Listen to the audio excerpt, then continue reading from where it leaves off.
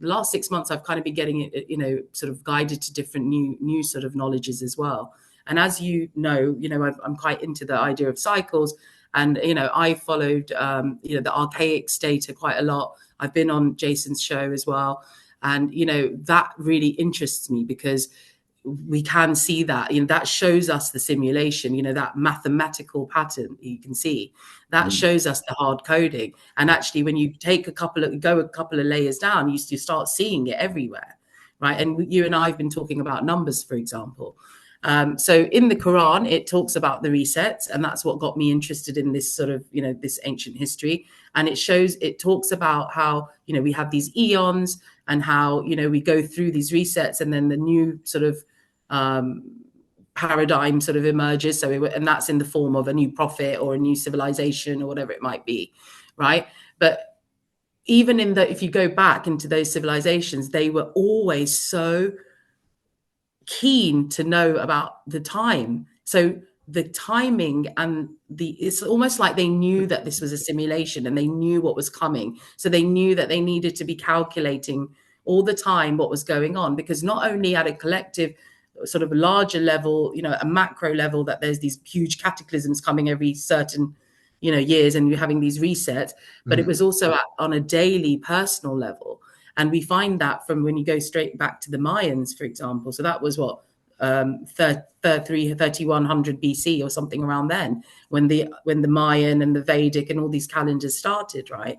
Yeah. But when you look at their calendars, you realize, so for example, the Mayan calendar is brilliant, and it's supposed to be the most, the best, one of the best timekeeping systems that we've ever discovered.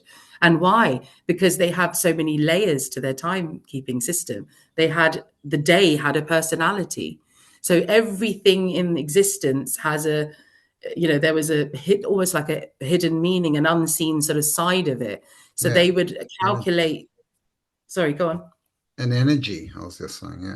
An energy, and it's so important, and they understood that in the ancient times, and that's what I think we've lost, and that's what I think we're coming back and we're finding those systems again in today's day and age.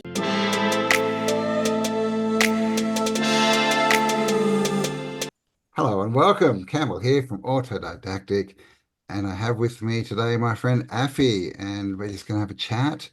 But basically, Affy is down many rabbit holes.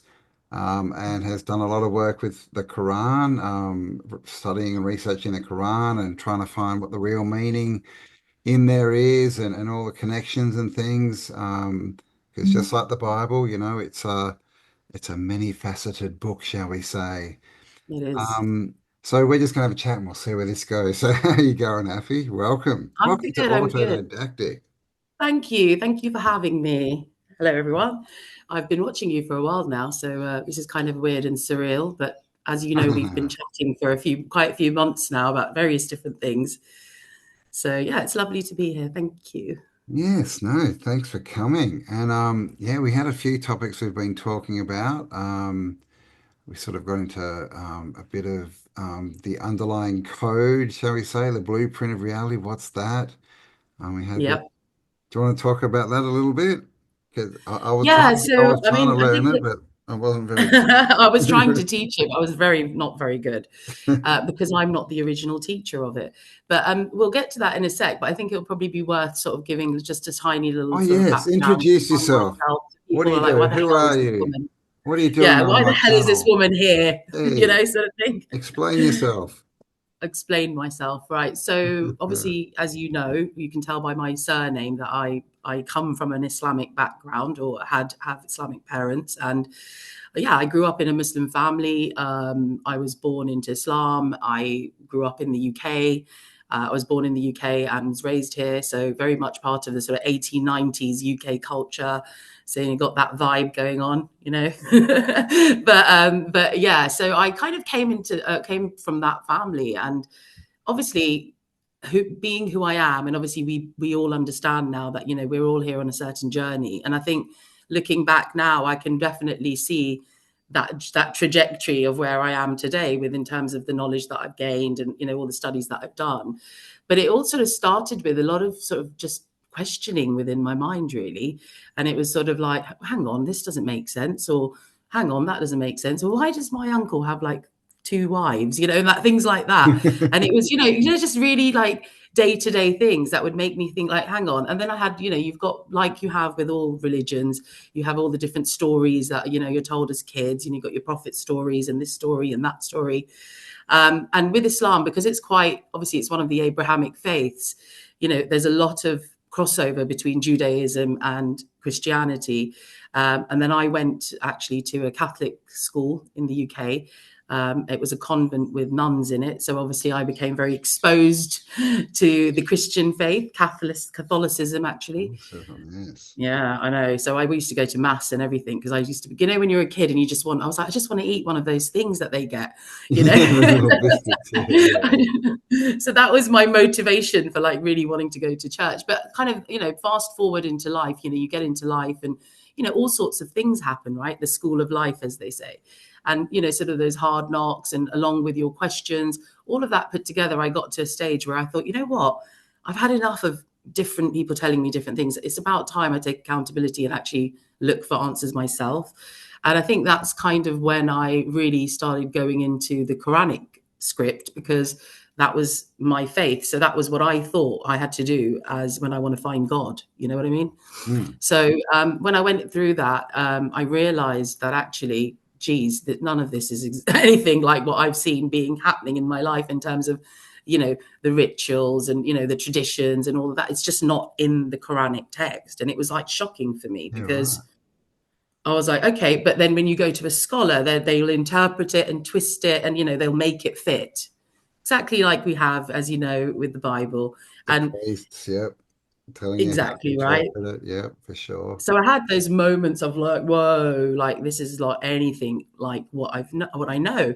So I decided to sort of, a lot of verses didn't make sense when I was reading them. So I decided to go more into the etymology and the language side and the grammar side to see like, what does this word actually mean in Arabic?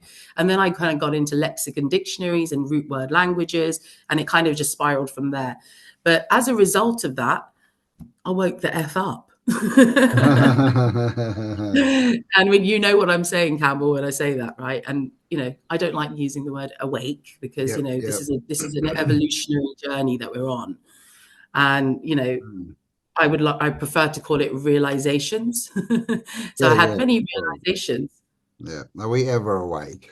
Really awake? We're never, are we? We're No, not, are we? not, And not. that's the whole thing. And the worst thing is the further and further you go down the rabbit holes, it's like kind of go right. It's like a spiral, isn't it? You're like, It oh gets no, bigger. what is the Yeah, I actual truth? know. My God, now there's 10 subjects I need to research. Yeah, That's exactly. Like, crazy. is there a God? And do you want to just come down and tell me what's going on? Yeah, where's the And rule book, man? yeah, where's the rule Yeah. book? And it's funny because there's a funny story to how I actually got into it, really. Because I used to always make fun of people who had mystical experiences, and I was always a sort of adverse to the woo woo side of life. I was always more scientific, more logical. I was like, no, that doesn't make sense. But then I had a mystical experience myself. And I was like, okay, so that also exists then. Great, sort of thing. Yep. And it was quite profound, actually. It was like, I just had a chat with this person or entity called God that we thought was God. And I just said, look, dude, like, I just need the truth. Because I kept arguing with everyone, like, like my mum and, all the people around me about the different things I was finding. And it was not resonating with any of them. And then I eventually just sat there and I thought, you know what? It's not my problem to know the truth, because if you're a God and you've put me here and I've got no control, then it's your job to bloody tell me the truth, So that's kind of the gist of the conversation I had internally, and I got immediately started hearing like, and this is going to make people think I'm weird, but it's what happened. But They I may started hearing already. numbers. Sorry, you think I'm weird already? I I said know. they may already think you're weird, yeah. So it's all No, I know they do. That's the beauty of it all. But yeah, so this weirdo then started hearing numbers, and I sort of started hearing numbers and numbers and numbers. And then I thought, what is this number that won't go away? And then I sort of started looking into verses of the Quran because I was already studying that. So it's like it's like when I was going through my study, I realized that there's this whole unseen layer around us, this field of potentia. And it started becoming really clear to me that where I was putting my attention, things were coming to me, because it was the earnestness in which I was inquiring. There was no sort of agenda, there was no malice. It was just pure, I want to know the truth, I want knowledge, and really looking for it, right? And I really found a lot of help from this mystical side of life, where I was being guided to all sorts of knowledge, really. And then my journey from the Quran went to lots of different scriptures. So I pretty much read, all the Bible, the Torah, the usual suspects. I went into Gnostic, sort of Nag Hammadi and the sort of Gnostic side. Obviously, I studied classics, so I've always been into ancient history. So it kind of just took me on, as you said, lots and lots of different rabbit holes. So, and now we're here, and now we're like, okay, what do we do now? So what have you learned on your journey? Like what's let's talk about the Quran. What are the main sort of takeaways that you've got from studying the Quran?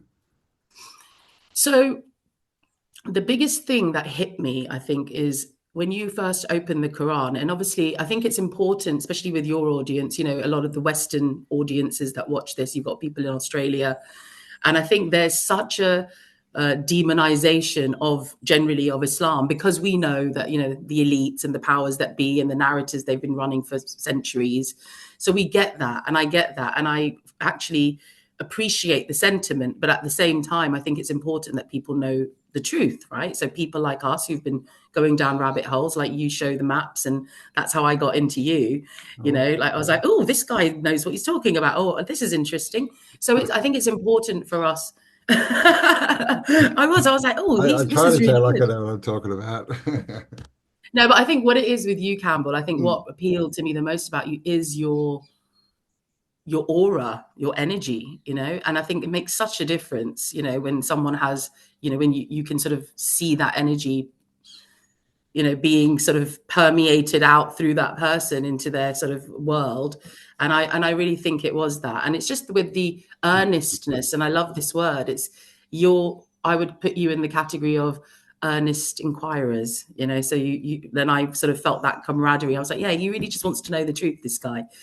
So yeah, so in the same way, I think it's important that people understand that there is this demonization and the narrative of Islam, that this is this crazy, not ancient, but sort of barbaric, and what the other words used, uncivilized, all these sort of words we hear in the media. Oh, they're terrorists, and oh, they're going to kill us. And am I allowed to use that word? I better not. But just in case they flag you. I'm alive. Campbell's got a jihadi on his show today. That's definitely getting taken down. Gosh. I'm sorry. The empire crumbled when Affy turned up. Yeah, I think it's important for people to understand that the same way, like as in Judaism and the Bible, and these other religions that we have, especially the Abrahamic faith, and you have these scriptures that sort of go along with the faith. And I think it's important that people know that what we are taught in the mainstream, and even by our own parents and stuff, is not necessarily the truth of the matter. And I think what people need to understand about the Quran, and what really sort of stood out to me, especially having done all the other research, was that there was so many connections, right? So what it showed was that this wasn't anything new that we were being presented with. It was ancient knowledge that was being sort of represented and sort of brought to the forefront.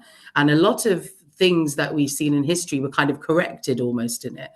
But even further than that, what was really interesting for me was that the first layer of my study of the Quran showed me sort of the geographical things. Like I was like, hang on, this doesn't describe Mecca. This is more like Petra or somewhere else, where they have olive trees. And so there's a lot of discrepancies in the geographical sort of descriptions. So I started coming to realize that, that this story didn't necessarily happen per se in Mecca. Right. So there's all that kind of layer of the archaeological sort of side of things. And I kind of went deep into that. But there is the esoteric side. And I think that's the bit that now in the last sort of 5 to 10 years, I've really gone deeper into, because the opening lines of the Quran, bar the first surah, which is the name of a chapter, you have surah 2, the opening lines are, this is a book for those who are, and the Arabic word is used muttaqi, and that means in consciously aware. So do you see what I'm saying? That people like us. So this is a book for those who are consciously aware. And it is for those, this is the next one, and it is about explaining the metaphysical, which is the word bil ghaib, right? Bil ghaib means the hidden or the unseen. And if you go through the Quranic text with this perspective, you start realizing that this is talking about metaphysical, esoteric knowledge, right? Nice. Much like the Bible, it's multi-layered, right? You can read it as just stories and parables, and then there's the whole what's called astrotheology bit to it, and then there's deeper layers. And yeah, I guess this is the problem, right? Like the first line, it's for consciously awake people, but unfortunately, most of the people who read it are not too consciously awake by the looks of things, right? They're just not, because it's Hmm. indoctrination, right? And I think before I think I went through the phase, like I think most of us have in the sort of the truther community, if we want to call it that. Yeah. Um, Yeah. is it really the truther? I mean, I don't think many people are telling the truth here, but some of us are. But yeah, so in the truther community, I think we sort of find that there's different layers, like for example, like you mentioned astrotheology. Okay, so for me it's like when I read the Quran, I started to realize that there's some real importance in timekeeping. There's some real importance in astrological things. Mm. There's numbers being repeated, and it just doesn't make sense with the narrative that we're being fed, right? And you've got, without being disrespectful, they're just zombies, really. And it's the same with all other religions, So I'm not sort of, calling out Muslims or Islam per se. It's just that's my experience because that's what I was born into. Mm. But so, yeah, I think that there's lots of different layers. There's the astrotheology that you find in there. There's the sort of the metaphysical side of things, the ascension of our consciousness, that is very much in there. And it's just interesting because we see the different stories of the prophets, for example, as stories in history. And yes, there may be some truth to the histories, and we know that how distorted that can be. But we've heard of these characters. So we're like, okay, fair enough, they might have existed. But actually, if you go deeper, what you realize is that this is actually describing, the ascension process. Do you see what I mean? So it's like you start off with Adam, so you're just created, so you're just there, and then you sort of go into life, and you do life, and then shit happens, and then the next story you get in the Quran is Noah and the big destruction. So there's lots of stories in there of the prophets, and then you sort of like the destruction, so you kind of hit rock bottom. Like I know that was my story in my life, where I just went into life, really bad shit happened, and I was like, oh, this is a bit crap, and I'm a really nice person, why is this happening to me? And you start thinking, and that's when I started my journey, you see. So everything was at rock bottom, it was destroyed, my paradigm was destroyed, and now I had to rebuild. And then the next story in the Quran you find is Abraham after Noah. And then what you're like, okay, and then what is it describing that Abraham's doing? And he's describing, he was asking questions. He's born in Mesopotamia, and that's the same in the Quran. And then he goes around basically questioning that, why are you, blindly following these faiths when it doesn't make any sense? And in the Quran, it shows that Abraham went and he looked at the sun and he looked at the moon and he thought they were God. And then he was like, hang on, but they disappear. That can't be God. So he started pondering. He was asking questions, which is exactly what we've all done, right? Mm. We go on that journey of, and then the next part, you come to Moses, because then you're angry because you find out the truth and you're like, what the hell? Like, everyone's been lying to us. Everything's a lie. So then you kind of go into that Moses mode where you're sort of angry. And now you're like, you know what? People need to know the truth. And hence, you get autodidactic, and you get people like, yourself and, others in the community that are, have YouTube channels and are trying to put the truth out. And Mm. that's kind of like how I see the Moses story. So there's all these different layers, and then you can carry on and on and on with all the other prophets, and you can kind of make the connections. And it makes so much sense in hindsight when you're looking at your own journey. So yeah, lots of different layers.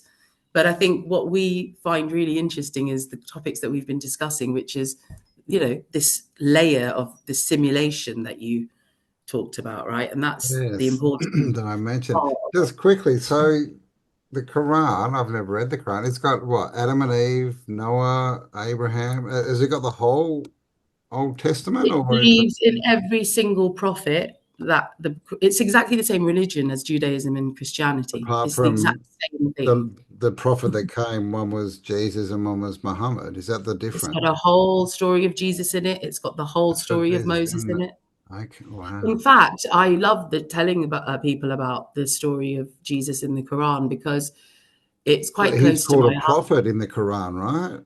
A He prophet is of known God. as a Yeah, prophet. yeah, yeah. And what's really interesting is that in the Quran, it insists on, it never calls him just Jesus. So the Arabic word for Jesus is Isa, right? And I know that that's also used in other cultures for Jesus. So in the Quranic text, it always calls him Isa ibn Maryam, which basically means Jesus, son of Mary. It never just calls him Jesus. And I think it's more the iteration around, the Christians believing that he was God. And I think it was kind of like an edit and a correction. They're like, no, actually, he wasn't really God. But, so it was kind of, it feels like that to me because I've kind of obviously come from that, Mm, the knowledge of the Christian background too, growing up. So I was like, oh, this is interesting, that he never is called that. So yeah, the story is in there. It's in there. It's a interesting. bit very different. And is Muhammad the son of God or just a prophet of God? No, he is not. I love this. I'm so glad I'm doing this. So in my eyes, so Prophet Muhammad, peace be upon him, is what Muslims like to say out of respect. But it's hard to describe it because obviously my perspective of what he is and what that whole concept of the Prophet Muhammad is. But on the mainstream level, and if you're looking at it from a mainstream perspective, yes, he's a prophet. He's known as the seal of the prophet, so he's known as the last prophet. So Muslims believe that after that's it, God is it's the end of times are coming now. He was the last prophet before the end of times because there's this concept in the Quran of this hereafter and the judgment day, like in Christianity. Like, there is that concept. And that is really what underpins so much of the whole mainstream faith that you see, because everything's about doing good in this life so that you don't go to hell. And, that those same concepts are there. Yeah, yeah. So Prophet Muhammad is known as the last prophet, and his story is that he was growing up in Mecca, and he was part of a family who was the caretakers of the holy sort of shrines and the temples at that time. He was an orphan. So this is mainstream history if you want to go into it, and that's what they tell us, that he was an orphan.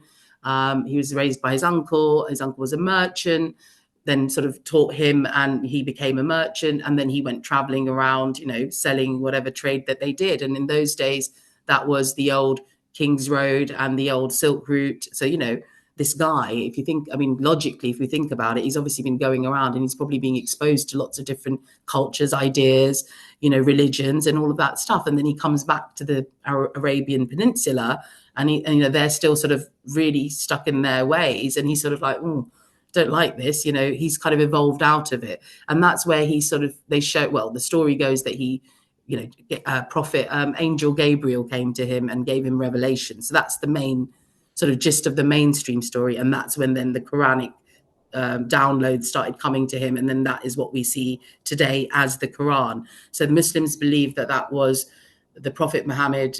Gabriel would recite these verses and they are verbatim from God. So Muslims believe this is the word of God, right? So that's why it's so sort of revered, and it's very holy and it's very special and all that stuff. But my take on it is slightly different now. Mhm. So I don't subscribe to any religion. So that should give you guys an idea of where I came, what happened, and the conclusions I came to. Because of the discrepancies in the Quran, what you realize is that the story doesn't make a lot of it doesn't make sense. The same way that when we go deep into the Bible and we start looking, taking peeling the layers off, you start realizing that the New Testament, you didn't really have the earliest sort of documents or the earliest sort of testaments or gospels that we had were sort of 100 years after, apparently the crucifixion, right? And it's so crazy because it's like they're playing out the same playbook. It's actually funny when we realize, because it's the same playbook. Whoever's creating these religions, they are using the same playbook, because it's exactly the same sort of kind of story, with Muhammad as well, right? And the Islamic thing. And we find that the earliest Islamic sources are, again, post 100 years after the supposed death of Prophet Muhammad, right? So, you kind of got to look back. Then you're like, well, okay, well, then how the hell, what were they doing for those 100 years then? Because they didn't know anything, because everything is the Quran, but then nothing was really written down till then. And then there's all sorts of, hearsay, and then there's some archaeological evidence that there were some documentation, it was written down, and it just gets very messy and muddy when you sort of go down those roads, because anyone can come up with anything and say, well, this is what happened, so where's the real proof? There is none. There's no proof. No, no, and you would think that someone, like Jesus or Muhammad, who had a big movement and ultimately changed, the world, right, and the beliefs of their people, you think that people would be writing about it at the time because it would be a big thing, right? Yes, and what I found exactly, and what I found, and this point is so important, because it's like we've got to use our logic. Like we're not. I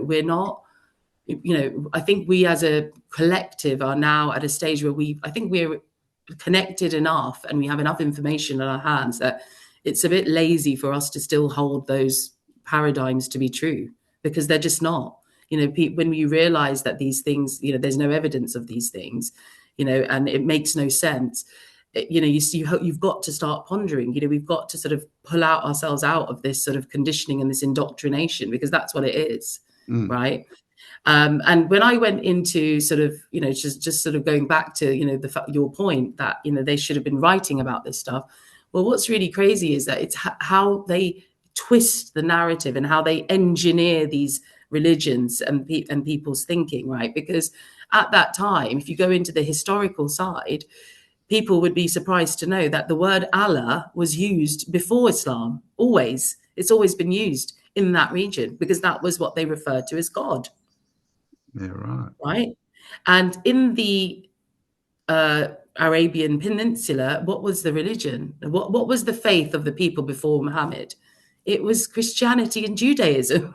Yeah, And right. that's what's so funny about the whole thing, because when I'm like, right, so, okay, it's not a Judeo-Christian invention by the Jesuits then at all, so, so I sort of you've got to start, asking these questions, because it doesn't make sense. So the fact that they've made this narrative that, Islam suddenly appeared, no, mate, it didn't. People were, they were all doing the Christian and the Judaic traditions there for centuries, because those were the people that lived there. That was what it was. And it had kind of like obviously distorted, like all religions do over time.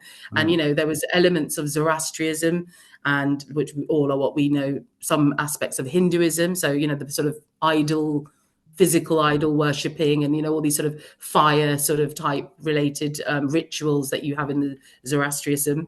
Yeah, So yeah. all of that was there. So it seems like there was a movement, because if you look at the Sufi order of Islam, there's the Sufis, which are the more people. mystical side. Yeah, they existed. They were already there. So, and if you look at the word, if you take Sufism, Sophia, Sophia. Oh, okay. Right, because they are Goddess the worship. Hermetic, they follow the Hermetic principles. And this is kind of where I ended up with my Islamic studies, is that I came to realize that this is great knowledge, and it's a real tragedy that it's been demonized the way it is, because I feel that it's almost like it was brought in to kind of correct a lot of the stuff using Hermetic principles, and giving this astrotheology and the esoteric knowledge, which is the knowledge of the ancients. It's all there. And I've sort of recovered it from the Quran, right? So we can't sit here and pretend anymore. I think, that's what it is. And I'm kind of done pretending. And yeah, that's kind of been my journey pretty much. And that's what I found. And there's a lot more. I mean, I've got like droves of like notes and books and stuff, but I'm not going to bore, everyone with it today. You can do a I deep mean, you're dive. more than welcome to have me back, and we can talk about specific topics on the Quran, because Yes, I think it's yes. quite interesting for people. Let us know in the comments, guys. You wanted to come back and talk about the Quran, the deeper stuff. But I mean, it's interesting. I mean, they're really all the same, and it says in the Bible, right? You'll know them by their fruits. And if you apply that statement to Christianity, well, and really most organized religions, I guess, right? Um, you wouldn't go anywhere near them, right? Like there's so many issues, and this is one of my biggest problems is, well, the church is so corrupt and, paved with gold and all the other, pedophile stuff going on and just everything, right? The programming, blah, blah, blah. People say, oh, yes, but, that's the church, but we're just listening to the word of Jesus. And I'm like, but that came from the church. That's Yeah, where you do you got the know who Jesus story. is? Yeah, that's where you got the story. Like it's all straight from there. So it's interesting. I mean, don't get me wrong. I think if people actually lived like Jesus, were kind and gave to the poor and helped everyone, then the world would be a better place. But unfortunately, that's not what happens. Clearly, right? With And it religion doesn't happen because the most famous thing Jesus said, which I love, and it's one of my favorite things to quote, is the kingdom of heaven is within. within. Right, and they're Yes. all saying that, and it's the same with the Quranic text. It's the same with the, if you go back into, the Hermetica and all of these other, Gnostic Mhm. Bibles, that's what it is. It's all about within, because I think what they're trying to do, as you allude to a lot on your channel with Kelly, who I love, by the way. So hi, Kelly, if you're watching. I really resonate with her energy. I'm like, yes, she's one of mine. But yeah, so it's like, if I feel that, we when we we look back at when all these channels, you guys are discussing all this stuff, and this is kind of what is really becomes really prevalent, is that we've got to kind of like almost ask ourselves these questions, because when you go back into the narratives of these books, they're all telling us about the knowledge of ourselves, and what they've tried to do with these indoctrinations is detach us from our true selves, and we know that now, right? And in Mm, people like you and I, we discuss things like that all the time, so mm. we can see that, the sorry, mind my language, the efferys that are going on in the collective, and we're like, this, what, like, what the hell, like, people need to wake up to this. Like COVID was a great example of that, right? Mm, So I think it's about asking the right questions. And I think it's also about using our logic and our intuitions, because our body, I think this avatar, whatever you want to call it, this human shell that we're in, people are trying to nowadays, I've noticed, trying to really dismiss it as being completely insignificant. But I think it is all connected. There's a part of our body, and this knowledge is telling us how we ascend. So it's telling you about the Christ oil. It's telling you about, your two hemispheres, your the two poles within you, your dichotomy within you. yeah. It's telling us all this stuff, and they just completely don't want us to know this. And No, it's no, like, you got to no. ask a question, why? Yeah, yeah. The 33 vertebrae, the Ascension, like the whole, yeah, it's all there. But that's why they have, the man in the dress at the front of the church telling you how to interpret it, right? Just make Yeah, sure, even though in that book it says leave no stone unturned, they don't yeah. want you turning stones over. No, they don't. And it's just been used as a control system in my mind. And that's the thing, the message of, I'm not sure about Muhammad, but definitely of Jesus was not to follow authority, not to do what you're told. Flip the coin changers tables over in the temple and don't worship false idols.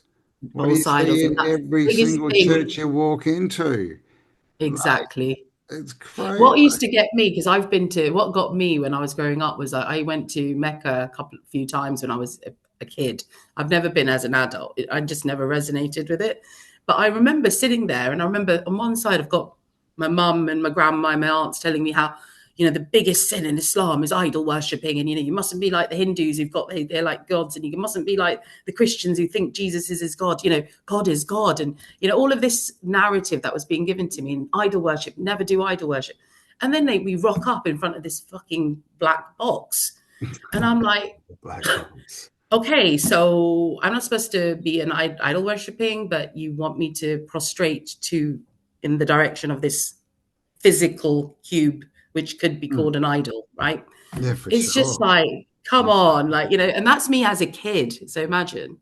Yeah. And then it gets worse because then I had like this really pervy like priest as well. He used to come to our house. So it just got worse and worse. I was like looking at it, I was like, you people are just not my people. Okay. Yeah. Yeah, I went through the same thing with Christianity. Like my godparents, we found out the godfather used to go home and beat up the wife and kids and all these other weird, I just noticed so young that none of these Christians who were the ones who would be the loudest, right, of like, I'm a Christian, they were the least, Biggest hypocrites, right? biggest hypocrites, the least Christian, the worst people. And I just thought, well, geez, if they were And this so what's so sad goofy. is, Campbell, is that they're so ignorant that we've become as a species. They've dumbed us down so much that we really just don't use our innate faculties, which are reason and logic. Like we just defy logic. We're happy to defy all logic, Mm, just to please our masters. And I think that's the tragedy. And I think the important things that us as humans, we do need to understand and know, like, for example, the cycles that we're going through, on a collective level, on a personal level, how the energies are affecting us that are, how does this reality work? Like, where the F are we? What is this place? Those important questions are just completely missed out. And we're mm. supposed to just sort of blindly go through this life thinking what it is, but it's not, Just do what you're you know? told or you'll burn in hell. Yeah, you will. But he's a loving God. He loves to I love to hate you. It's like that, isn't it? It's one of those ones. But I think what's really interesting and what's come out of all this, and I think what's excited me the most is when I did sort of have my woe be me, sort of like, what have I done, all these years? After I kind of got over that, that's when I entered sort of, different alternative communities, what other people are saying. And, it was overwhelmingly amazing to know that there are so many other people out there now, who are looking into all this stuff. And that's kind of how I sort of entered into, I started resonating with people like you and other people in the truth community. And then, I started putting my work together. I started putting all my research together in terms of like all the Quranic verses where I could, I put everything into sort of topics and I started going into it and saying, okay, well, what does it say about time?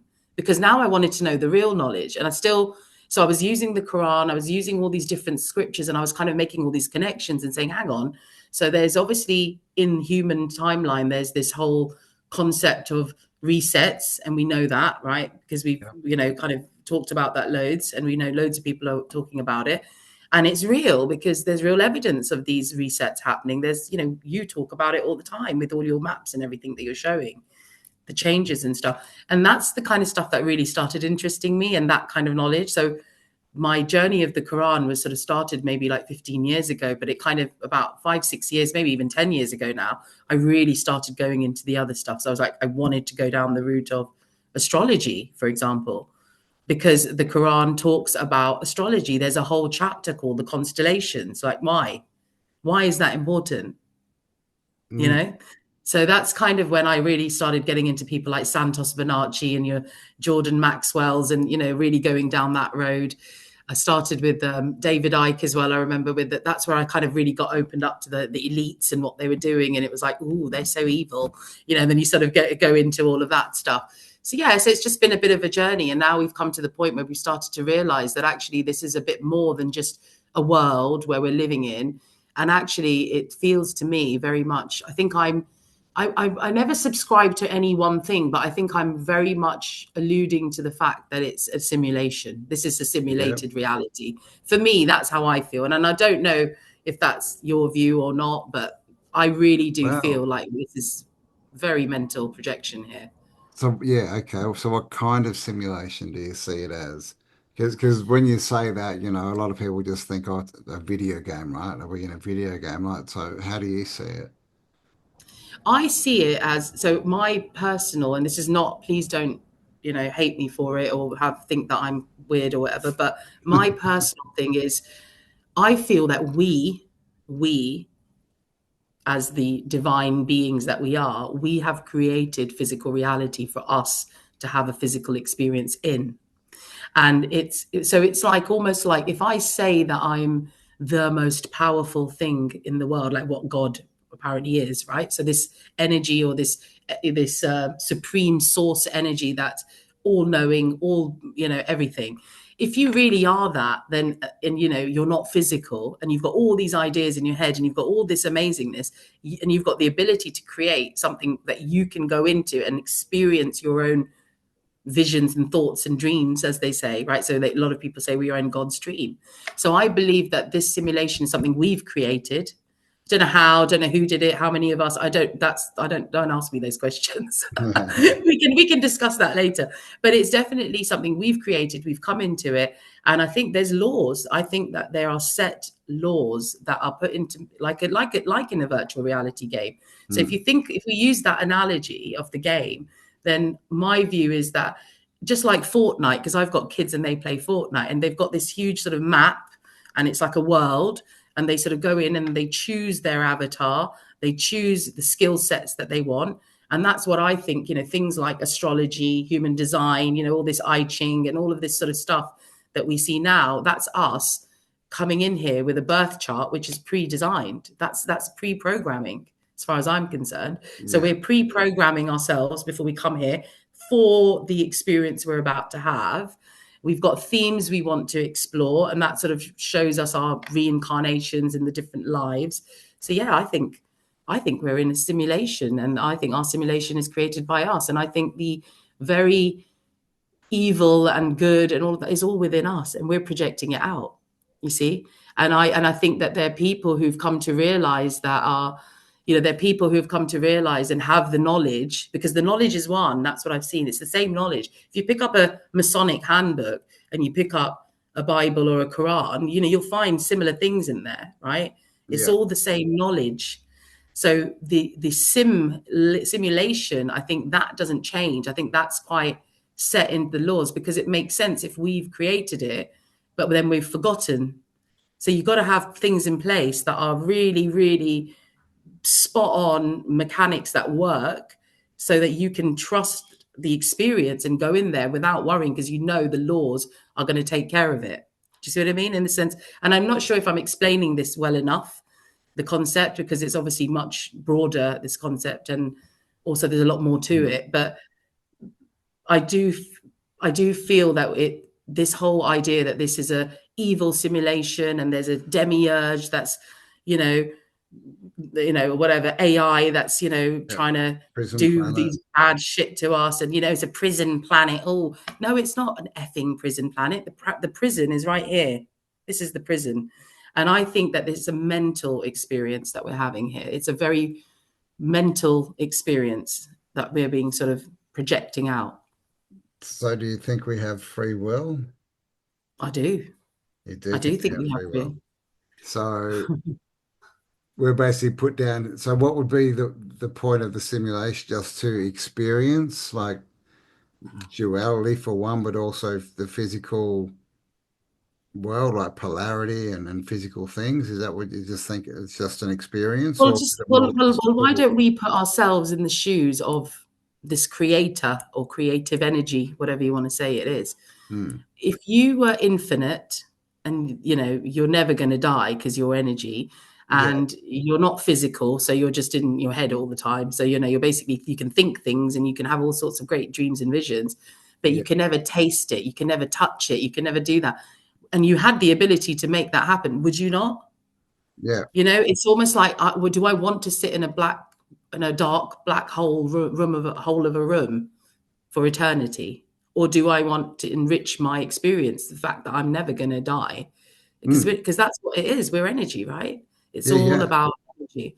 So Uh, if we put ourselves in the shoes of that, mindset, right? Then what would you do if you had all that power? Yeah, and if it's just one, like one, then Exactly. how can it experience? It can't experience much at all, right? And so that's Nothing. why we say, polarity and all this kind of thing, duality, because you need at least two to have an Have interaction. an experience, have An an experience. interaction. Yeah, yeah. And that really is what it is. And I think it's taken the shape that it needs to take, because what when I say that this reality is hard coded, I do feel like it's hard coded because it has to be. Because if I was putting, if I was going to put an assault course together, I would make sure that I've got like safety sort of nets underneath and all sorts of things. I would make sure that the fail safes are there, right? Mm. So I think that's what's going on. I think there is a hard coded sort of side of reality, really. I do really think that. And I think those are what we see as our hermetic principles and these sort of laws that we find throughout the history and throughout these books, the esoteric laws. So we're talking, like even like laws of physics, right? All these Mm. different, I mean, I know that I'm not really a big fan of Definitely. gravity and all that sort of stuff, Yeah. but Yes. yeah, that's kind of what my concept is, really. All right. So should we get into what's the blueprint? Obviously you've mentioned cycles and repeating patterns and all this kind of thing. Um, so yeah, what have you So found as what I the found really blueprint? interesting, so I think it would be a tragedy and a travesty if I do not mention this, because I think it needs to be, and I know that what you're doing. I know you're going down that route. So I think it's time that we do discover that, because the last 6 months, or the last 6 months, I've kind of been getting it, sort of guided to different new sort of knowledges as well. And as I'm quite into the idea of cycles, and I followed the archaic data quite a lot. I've been on Jason's show as well, and that really interests me, because we can see that that shows us the simulation, that mathematical pattern you can see, that Mm. shows us the hard coding. And Yeah. actually, when you take a couple of layers down, you start seeing it everywhere, right? And you and I have been talking about numbers, for example. So in the Quran, it talks about the resets, and that's what got me interested in this sort of, this ancient history. And it talks about how, we have these eons, and how, we go through these resets, and then the new sort of um, paradigm sort of emerges. And that's in the form of a new prophet or a new civilization or whatever it might be, right? But even if you go back into those civilizations, they were always so keen to know about the time. So the timing and it's almost like they knew that this was a simulation, and they knew what was coming. So they knew that they needed to be calculating all the time what was going on, because not only at a collective sort of larger level, a macro level, that there's these huge cataclysms coming every certain years, and you're having these resets, but it Mm. was also on a daily personal level. And we find that from when you go straight back to the Mayans, for example. So that was what, 3100 BC or something around then, when the Mayan and the Vedic and all these calendars started, right? Yeah. But when you look at their calendars, you realize. So, for example, the Mayan calendar is brilliant, and it's supposed to be the most, the best, one of the best timekeeping systems that we've ever discovered.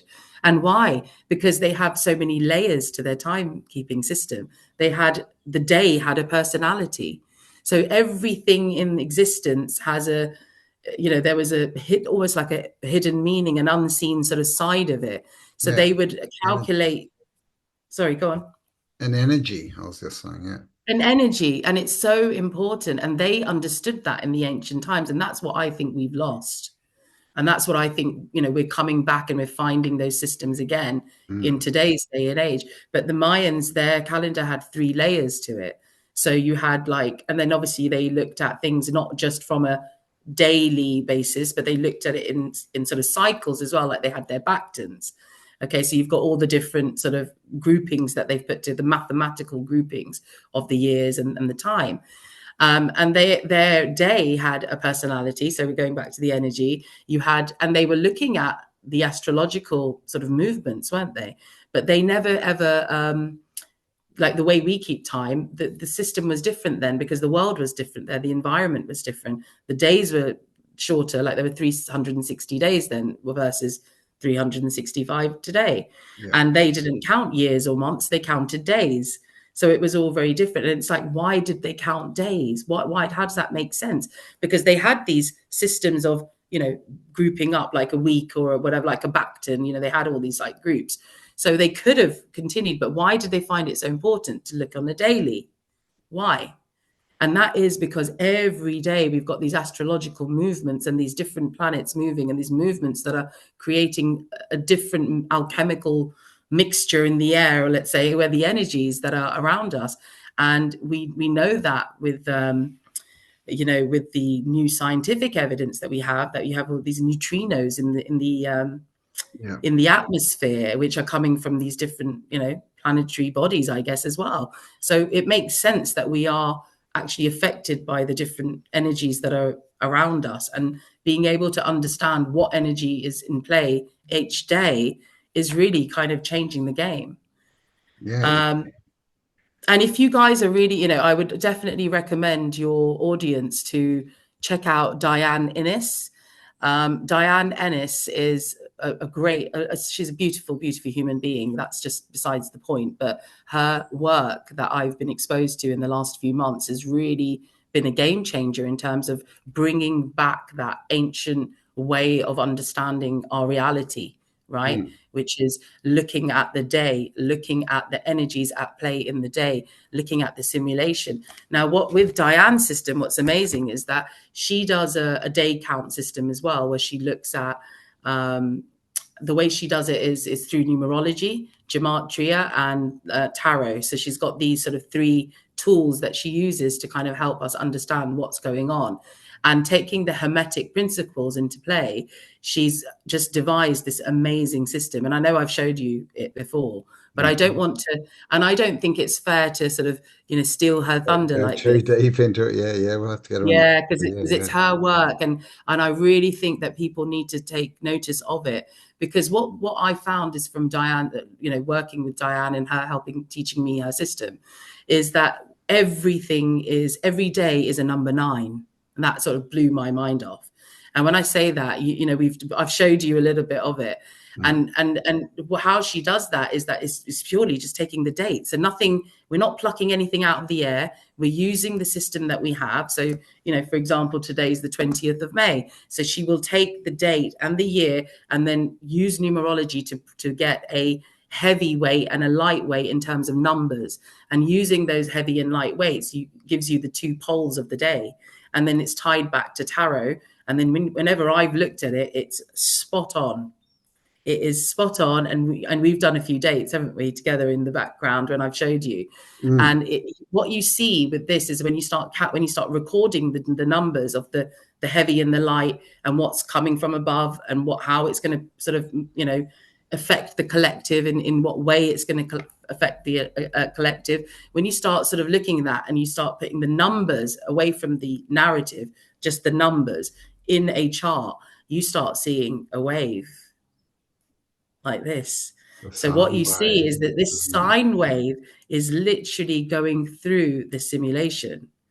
And I've gone right back, and I've taken some of the, these key dates that were, like, for example, 2239 BC, when apparently, the Great Deluge happens, or the Noah's flood happened. And, I've gone right back to those dates. And if you look at some of, they are this, the system doesn't change. Her system doesn't change. And it's the same sine wave you can see going through there as well, because it's the same number, because everything is 1 to 9, because Yeah, that's all there is, right? yeah, yeah. Yes, yeah. And that's an interesting point. Like, do you think zero is a number? Because I don't think zero. No, zero, I think, is represents outside of Yeah, the because sim. they think it's like 1 to 9, and then they said 10, but 10 is just It tends just a one. one. There can only ever Exactly be right. one, in the famous And words then of Diane 20s, Ennis. yeah, I agree. And our number system and maths is so bad. It, And what's so crazy, and we're actually going into what Diane has coined as a palindromic date. And what yes, that means is that when you do your numerology for the day, and then you find your heavy and light poles, the numbers are mirroring. And when we have that mirroring number, and I should probably show you if I can. I don't know if I can share my screen, but just to very quickly. How do I do this window? Okay, I'm going to go entire screen, so please don't judge me, people, of what tabs I have open. Okay. So if you look at this, So I did 2025. Okay, now this doesn't going to make any sense to any of you. Can you guys see this? No, Oh, you can't. not Okay. yet. Maybe it's taking a How do I while. do that? Did you hit the share button? Yeah. Oh, where are you? I've lost you. Down the Jeez. bottom, share. Oh, here you are. Hang on, share. There you go. There we Oh, you go. see, I don't know who that is. Oh, Yep. here you are. There we are. Right. Can you see this? Yes, Copilot Right. AI. Okay. Right. So this is not going to make any sense to you, right? But I just I used Diane's system, and I've, been helping her, and basically we've been trying sort of like just making some calculations. She knows it. She's an expert. So, but for someone who's an investigator like me, I wanted to go and do the analysis myself. But here is what I was talking about, the palindromic date. So can you see? So this is January 2025. And can you see here? This is All this we've got date. is it just says with Copilot agents, pets at home, unleash AI revolution. Oh God, why are you seeing that? I Oh, so it's basically taken the browser. Let's close this. Oh, okay. Can you see me? Oh, I've yeah, stopped sharing. I yeah, can't be stop doing. and Well, I've got it. edit Thing is, it. my spreadsheet is open. My spreadsheet is open on this tab, so it's a bit annoying. Hang on, Oh, so it does that weird. because I'm on Google. I'm using a Google browser, but hang on. You should be able to, because it says share screen, and then because I've Just used, go and they just pick the right and then screen. I just said entire screen, but I should just use Chrome tab. Okay, Um, there you yeah, go. Chrome tab. Yeah, that one. Does that make? Can you see this? Yes, now we can see that. Yay. Okay, so right, so I was talking about the palindromic dates. So if you look at this, this is January 2005, and I've kind of gone along and just done it for till next year, 2006. But can you see this wave? That's sort of, can you see this wave Yep. going across? These are your palindromic dates, and when you it's like, and I'm not going to do justice to it, so I'm not going to go into like big detail, like I said, but all I'm trying to show you guys is that in our day, so for example, on the 1st of January, on the left brain, on the left hemisphere, the heaviest weight was 47. Now what you would do is you'd go to the tarot and you'd look at the number 47 for that day, and then you do the same thing for the right brain, which is your lightest weight. Okay. And Yep. once we've done that, we can then start looking at what themes are being played out in the collective. And I've actually done an experiment over the last 2 months on this, because I was like, oh, whatever, you people say whatever they say, and you hear all sorts of different knowledge. But actually, I have actually physically done this myself. I've been doing the dailies. I've been, there's a group of us that get together and we're like, oh, what the numbers today? So we'll do the numbers, and then we've been working with Diane for her, because we really want to help her get her work out as well, to be honest, because this stuff is important and it's interesting. So as you can see, there's all these all these numbers, but then bang, you get these yellow ones where the number, if you can see, Yeah. changes. So it started on the 1st of Jan, 47, 48, 49, 50. Can you see the pattern? And this is every day. And you can go back as far as you want in history. I have tried it, and you can take any day. And I have done 9/11. I've done the Tavistock bombings. We've done all sorts of numbers, and they are always on in and around that trinity of a palindrome. So what happens is the day before and the day after, they sort of actually end up forming a sort of a trinity of energy, which you actually can see. And Diane does this amazing diagrams that she has, where she actually shows you where. So if let's just give you a quick one, right? So let's just take this 51. What is 5 plus 1? It's 6. 6. Yeah. And if you take the 15, what is 1 plus 5? 6. So you're above the energy, or the simulation, or the script above is a 6-6. So that's an even way. It's a 6-6 way, which means that there's going to be an edit or some sort in the simulation, I guess. And this is where we can start becoming really clever. And I guess this is what the The ancients allies. did. So I'm Yes. going to. Well, also that those who wish to rule us now. Well, This is what actually, they're that's a using. question, isn't it? Is this what, I mean, yeah, are they using it, or is this a simulation playing out? But it looks like they Well, the thing is with this, what this is, and this is what Diane says, and I think it's important. I think you should probably get her on your show, to be honest, because she'll probably explain it much better. And I do really recommend that you guys go and watch her channel. It's on YouTube.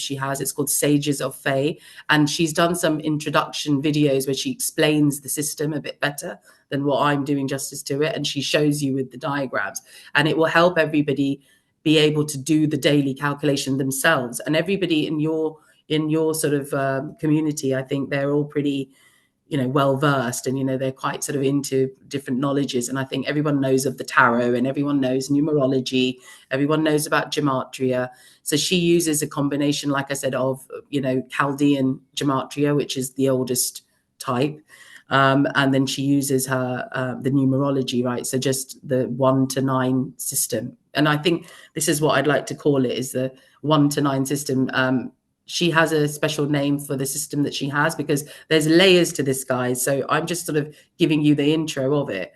I'm going to stop sharing this bit, but I just the reason why I wanted to share this is because I wanted to show you those lines. the actual waves. So can you see how each So over month, so time they this is, come down again as well. They just sort yeah, of happen. they go up, they go down. And then I think one of the students of Diane, I'm going to stop sharing this now. Can I see you?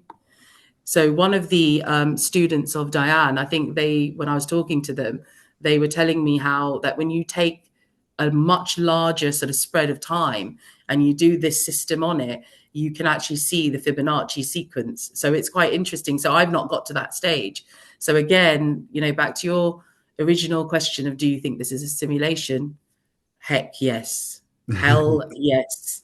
Because it can't be so perfectly mathematically coded like this. How is it possible that I've, been doing for the last, you've seen some of the calculations that I've been doing, but, Yeah. it's sort of mental. Oh God, what's this? So Like I've done some of these big, you won't be able to see this, but I don't know if you can see this diagram here, but if you look at it, this is how I want you guys to look at these numbers as these two poles. This is how Diane teaches us. There are two poles there. Can you see? Like there's that one there. So you've got your number there and you've got your number here. And this is one I was doing for the Genesis reset, which was 3895 BC, right? Because I wanted to go right back. And you see, it's not a palindromic. It's not an mirror at the bottom, but at the top it is. Can you see? So it's always an even way above when these events happen. Do you see what I'm saying? Okay. And it's like, so you've got to see it as two poles, like the Boaz and Yakin. You've got to see, you've got to look at it like that. And that is your every single day, because that's what we're dealing with inside here, your left and your right. And the polarity, right? The polarity. There you go. So it's really exciting stuff. It's the stuff that I'm most into at the moment, which is probably why I'm going on and on about it. But I think it's really important because it's almost like, in my truth journey, like I came across, like I said, David, I started off myself, and I came into the arena at a level of understanding that I'd already done myself. But I sort of found then people like David Icke, and people call him a shill and whatever. And he probably is one, right? Who cares? But the point is, some of the info that he's given, it really opened my eyes up. So I had that. And then I sort of went further down and I came across Santos Bonacci and, Jordan Maxwell and that sort of knowledge all around the astrotheology tied in. And then we kind of went, and then I got really involved with the archaics material. So, Jason Breshears, I absolutely love that man, by the way. His work is just fantastic, because what his work does, and this is when I say his work, I'm talking about the chronological side of it. Because of my Quranic studies, I could see the truths that he was spitting out. And I know that a lot of people were like, what's this guy talking about? But because I'd done my Quranic studies, it really aligned. And I was like, right. And then I started sort of going and, looking at his stuff.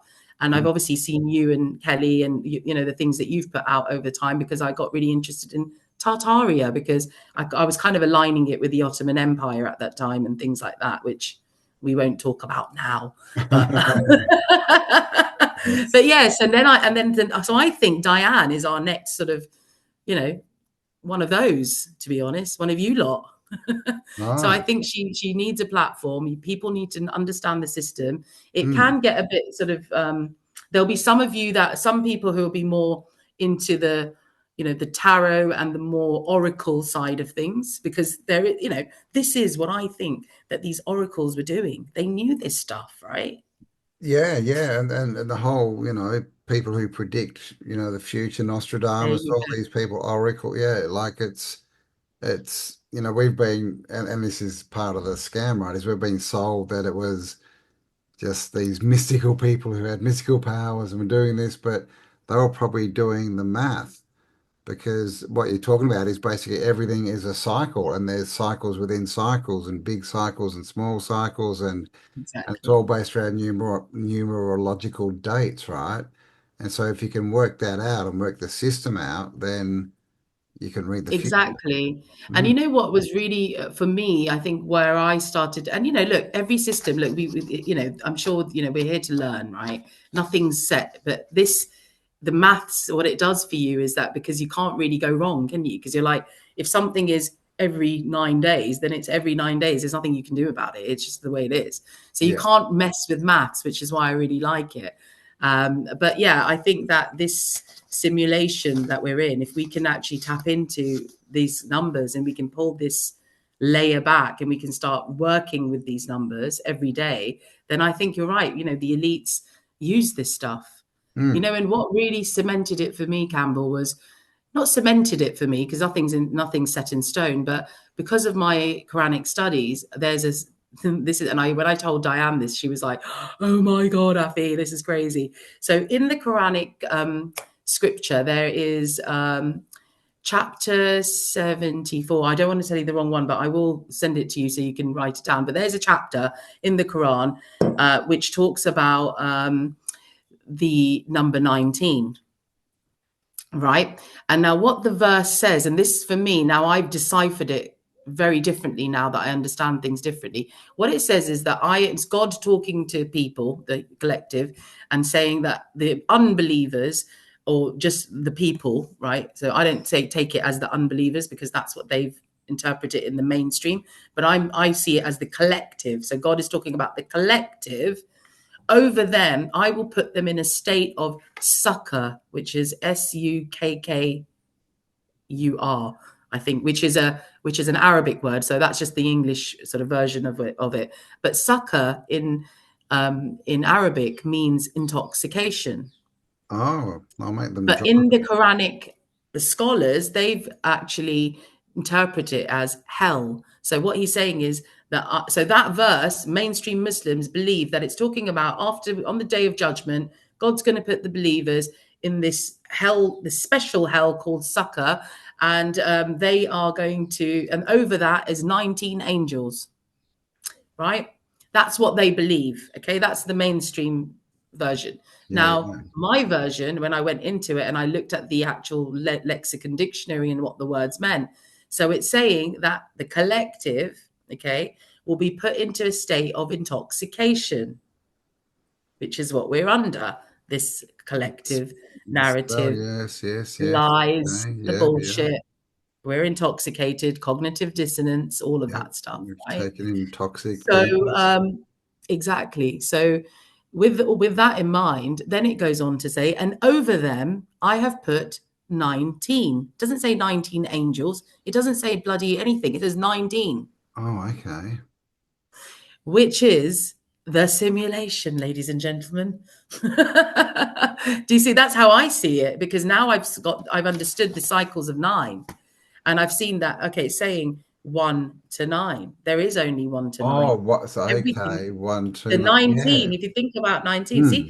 it's for the clever ones who are going to decode it. It's not for, you see, this is the other topic which we haven't even Yeah, touched yeah. on, which my other very good friend, Tiffany, who is Tiff, her thing is causing freedom, her thing, her whole sort of Causing blog freedom. Well, that's a good thing causing to do. freedom because she is big into cause and effect. She's like, I'm sorry, Affy, I don't buy it. I'm not going to buy it. This is it. And this is how it should be because we are suffering the effects of causes by bad causes. We're suffering the effects of those.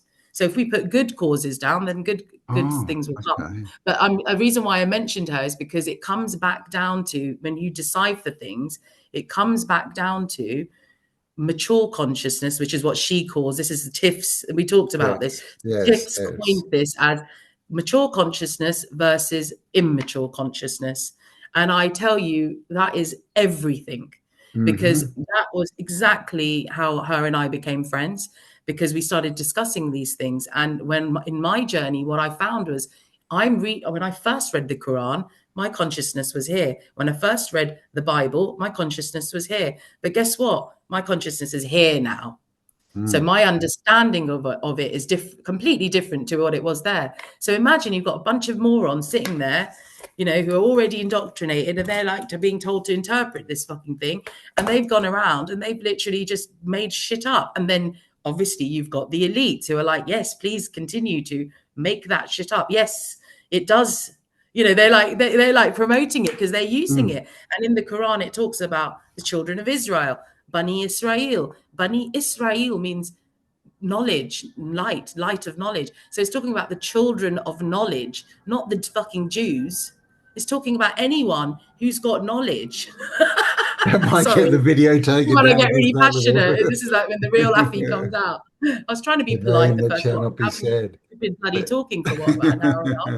I'm like, can I just be myself now? But oh, yeah, but so that's yeah, it's true. I mean, and this is, we had to talk about this the other day as well, is, all these, ancient teachings and knowledge and even fraternities, they were all built on the right knowledge, but that they've been taken over or whatever's happened by immature people who are immature spiritually, who don't understand what this is all about. And so immature people are only interested in the external world, right? So they're interested in money and fame and, all this kind of crap.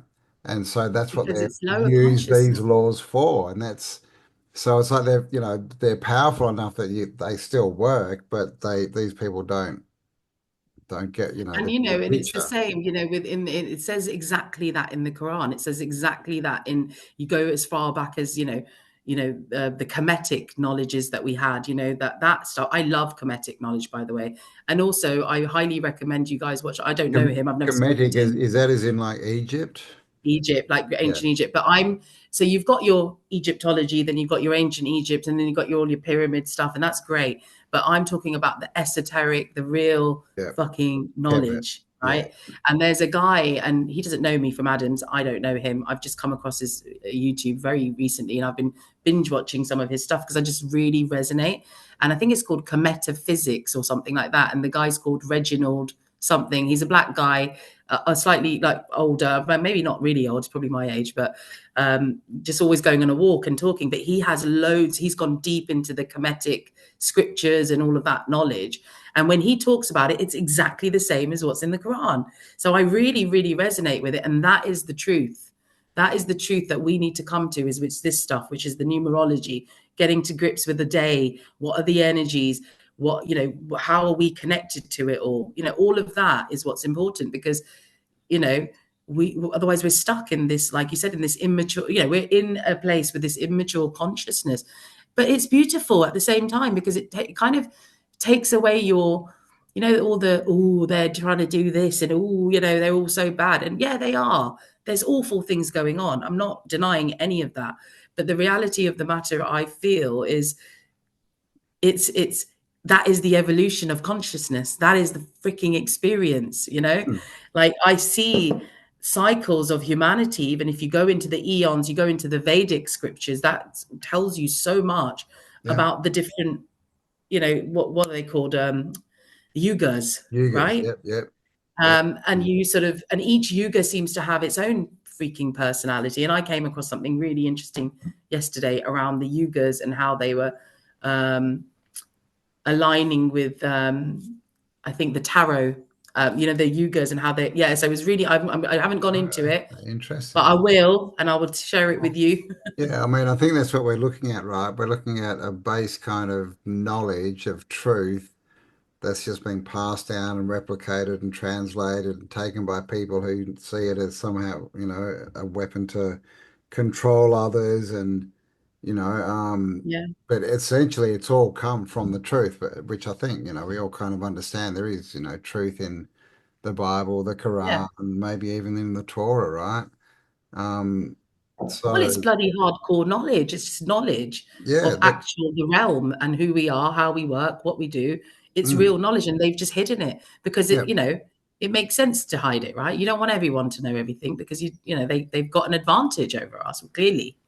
Yeah, But the biggest advantage is keeping us asleep, right? it Keeping is, and I think keeping the and I think knowledge. this but they can't do it for so long, you see, because and you guys talk about this a lot on your channel because again, they're just riding the Time wave. wave. Yeah, man. We're riding the wave, and the consciousness we start. I believe we started off as highly conscious, completely knowing everything. Okay, now we're going really further back, and then we started declining down the wave. The And then fall. guess what? We had a golden age and we went back up. And then everyone's all like, everyone's conscious is raised and everything's great. And you build these Mhm. amazing monuments and you do all Yeah. this amazing stuff. And Except then Effie. you go back down again. And then you got Hmm. your dark ages. And then I, obviously being, coming from a Muslim background, really got interested in the Islamic golden age because it's crazy how much knowledge these people had. And it is all the knowledge that we're discussing today. And these guys put it Hmm. all down on paper for us.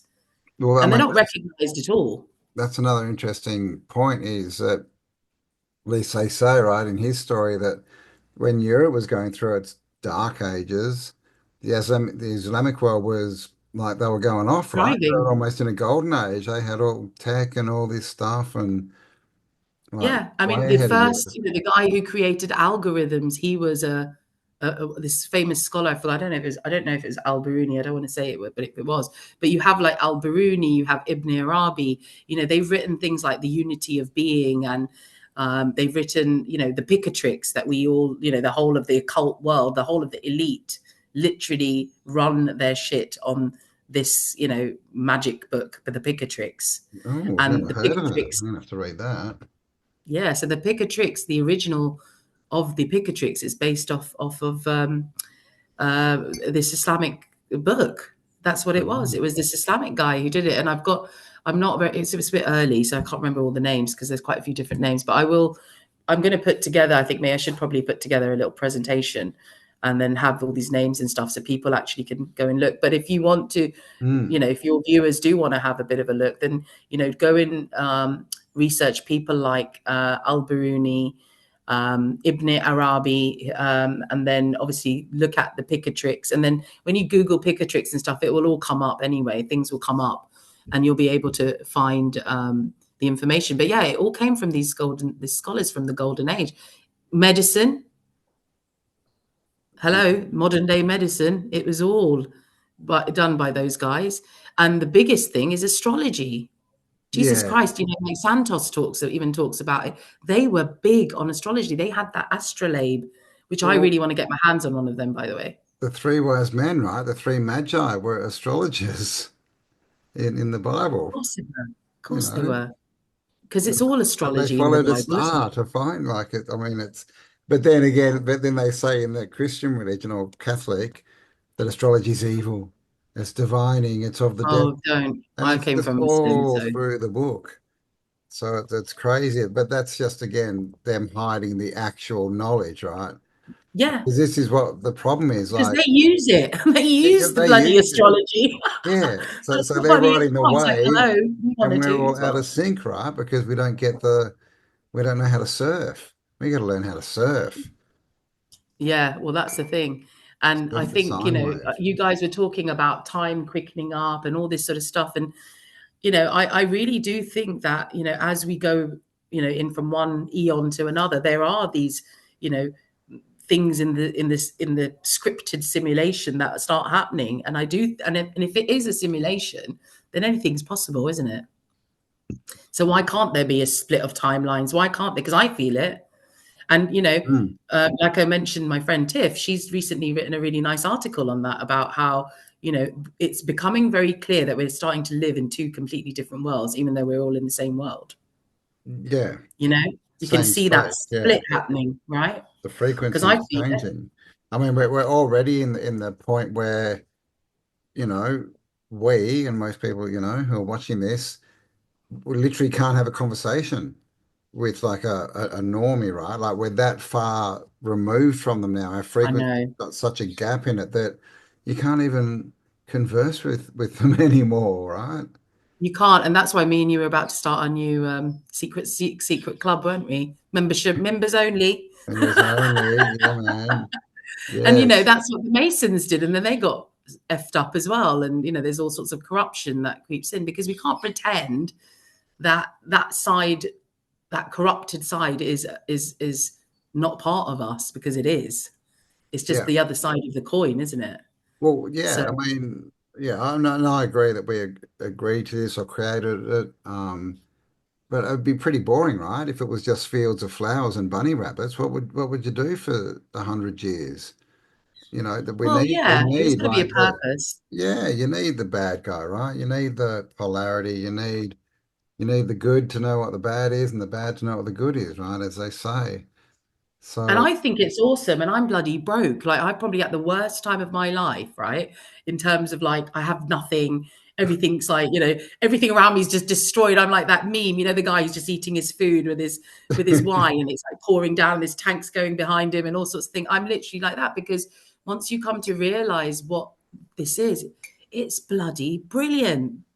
It is awesome. And you know, and I do feel like, yeah, you have your down days and you have your up days, but you know, this sinisterness that we've become very attached to, like we think everything's like a so everything's bad. sinister, and Yeah, yeah, everything's totally bad, right. or they're all out to get us, and they're all no, yeah, it is. I don't even think they are. It's just the byproduct of what they want. It's just desires, you know, it's material gain. They Yeah. want certain things. They know shit's happening. They know more than we do.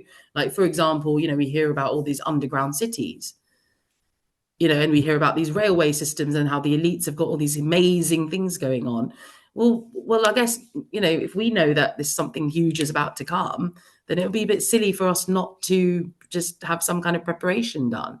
But at the same time, I come from the mindset where if my mind and my frequency in a place, then the simulation is built in a way, it's like hot, you know, it's kind of like a projected simulation. So if my mindset is here, then, you know, there's evidence of all really bad things happening, but there's one person sitting there, nothing happens to them. Yeah. Why? Yeah, yeah, yeah. Well, we've got the two realities, right? We've got the collective consciousness simulation, like the bigger world, and then you've got your own, right? So Yeah, that's the thing. If you buy into all this, it's all bad, it's all crap. Oh my God, then like the big one for me is chemtrails. Everyone's like, oh my God, they're killing us, and I'm like, well, okay. If you believe they're killing you, then you're probably going to get sick. Like everything's energy. exactly. And then everyone says everything's energy. Yeah, well, it is. So just, transmute it, right? Turn those chemtrails Exactly. into, manna from heaven, right? Like they're only creating this because they're using our creativity and our imagination to create Exactly. by getting us to think things, right? And create them.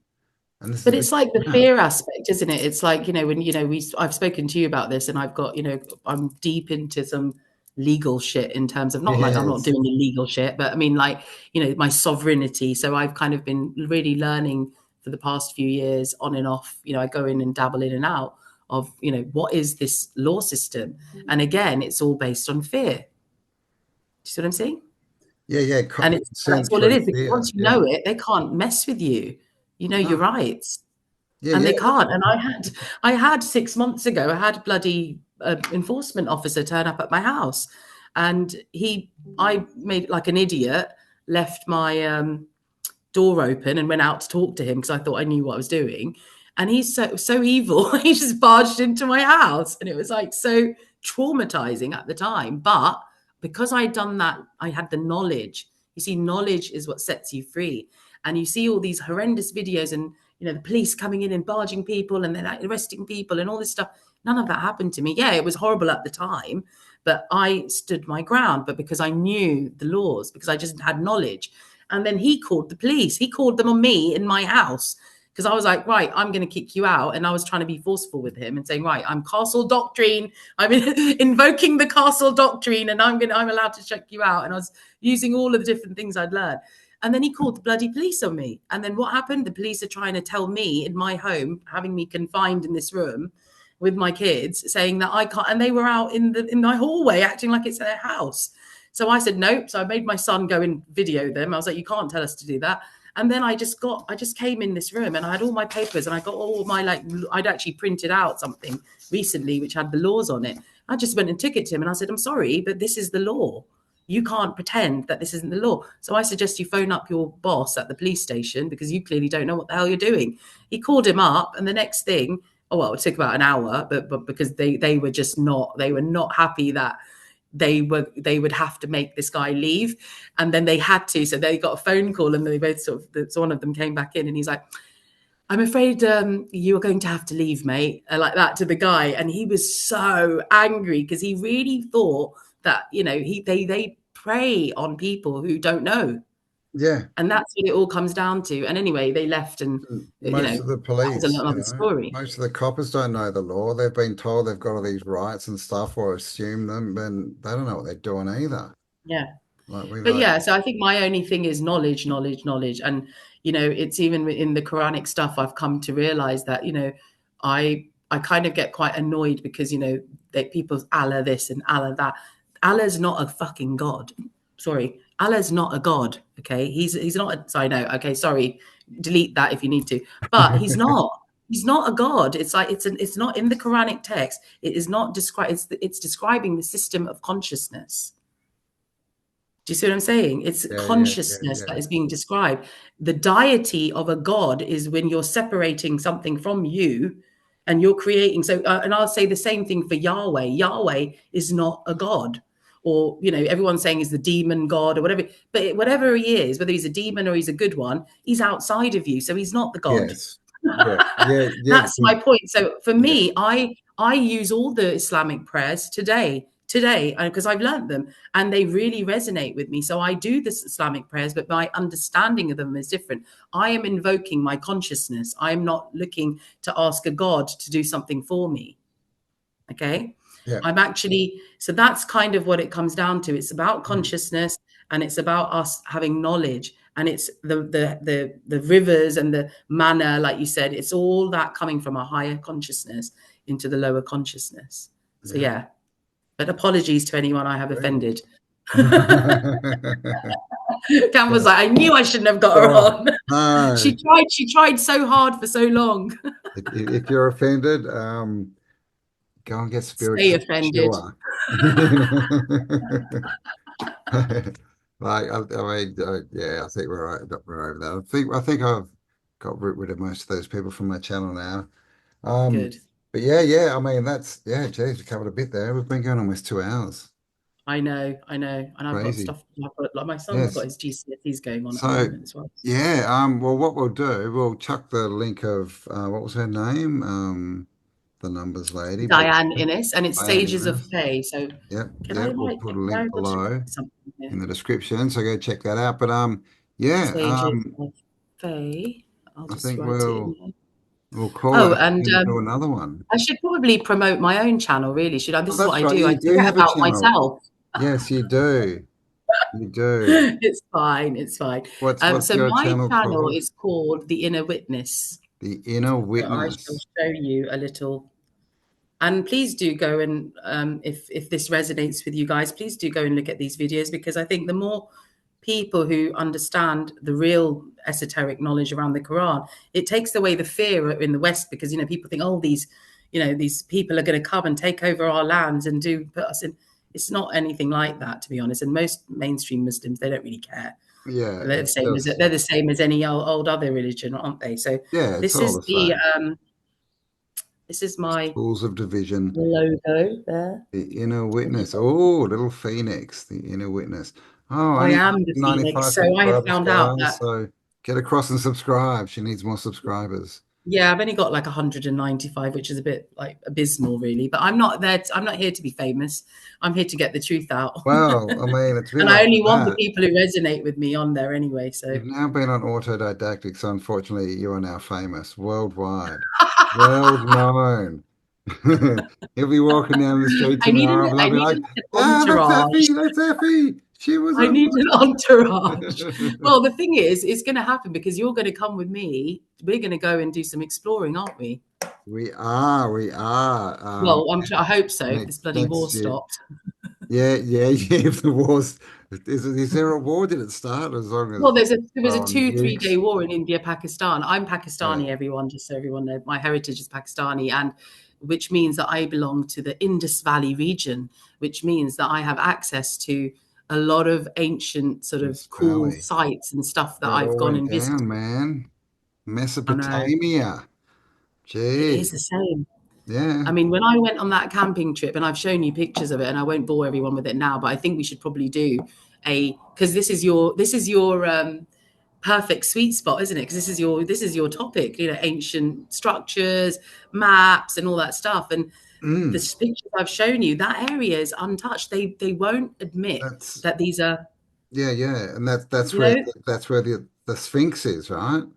that's where the Sphinx It's is. And I've actually Pakistani got a picture Sphinx. of it. I took a picture of the Sphinx to show your guys. And And lots if of you want, I temples can and things. do Kind of reminds me a bit of like the Grand Canyon with the temples, like they're exactly. all sort It's of just like the Grand Canyon. That's the yeah. best description of it. Mm. Hang on, let's have a look at this one. So let me share this So that's where quickly. we're Can you going to see? head next year. So Yeah, so anyone wants to join us, yes, keep your eye please do. on Right, peeled. share. I'm going to do the same thing. Window, right? Oh, here you go. There. Share. Oh, there you go. Right, that's one of the Yeah, pictures. Did you guys that's see that? that's the temple. Yeah, I that's mean, up on a please tell cliff, me that isn't it? that's the building without telling me that's the building. I mean, that's the Uh, freaking building. yeah, and they say it's all like wind erosion and stuff, like they always do. Perfectly formed columns, wind Yeah, erosion. yeah, yeah. It's like Come on. ridiculous. A What else part of have I the got rock in here? was just softer. Come on. Here you go. Here's the Sphinx. This is what I wanted to There's the show you. Sphinx. Yeah. Oh, that's So why is it I so actually did a small? video on that a couple of years ago. Why is this so small? Oh God, it's all pixelated. But it kind of gives you the gist. But even if you just Google the Sphinx of Balochistan, so you can see it up here. I don't know if that. Yeah. Can you guys see And this? Or Hingol National Park, isn't it? Yeah. yeah, I've got loads of them here, and I don't know where they've all disappeared to. These are all my old work Oh, stuff, so ignore that. you'll have to save them for I will. our I'll tour save them, but this was just promotion. one of them. Hang on. Can you guys see this? No, I just need to. How do I do this? I'm so. Can you imagine? I've worked 25 years in tech industry. I know, It's a right? bloody joke, isn't You it? can't show it. Can't even show your audience a simple picture. Uh, Well, we're very good at like finding buildings, okay? yeah, I know, right? But yeah, so we'll do that. But I think if people resonate with this, chat that we've had, and if they want, I'm more than happy to come back and I'll put it all in a presentation so it's just easy, and then I'll show you guys what is going on the ground there. Like you can see the Sphinx, you can see all sorts of formations there. It's very clear that it was underwater. There's this huge sort of Hindu whole mythology around the place as well, which is really interesting because it kind of like takes us into that ancient history. Yeah, there's just so much, and it's completely untapped. And actually, I had been speaking with the Pakistani archaeological sort of ministry and all these sort of people for the last 6 months, and we've been trying to organise this tour where Campbell and I are going to go out. You are going to come to Pakistan, to the Indus Valley, and I will make sure that you're fully protected because it's a beautiful country. And I really, really recommend you guys, whoever wants to come with us because it will be amazing. Yeah, man, I'm in. It sounds like it's right there, right? It's right where it all happened. All the Yeah, it is. And Mesopotamia. you find all the Yeah, same symbolisms, don't you, from like the Göbekli Tepe and, back in, like you said, Grand Canyon. So it's just amazing to actually see that global, worldwide culture that once existed in yeah. all its glory. And I think there's an underground city, like I mentioned to you, which no one knows about, which my friend called me up because he went exploring there. This is about 6 months ago. And he's absolutely sure that he's found an entrance.